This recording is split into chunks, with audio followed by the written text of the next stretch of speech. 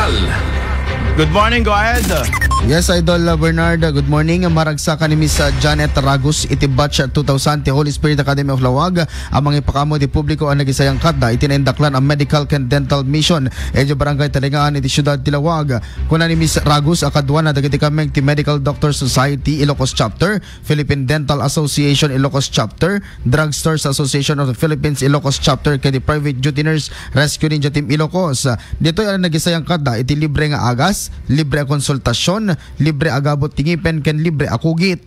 Nagyaman ni Miss Ragus sa kadagiti amin na nakitabuno iti daytoy proyekto da ken mangnamnamada nga isuntupay ti isuna nga dun tupay ti matulungan da babaen kadagiti proyekto da.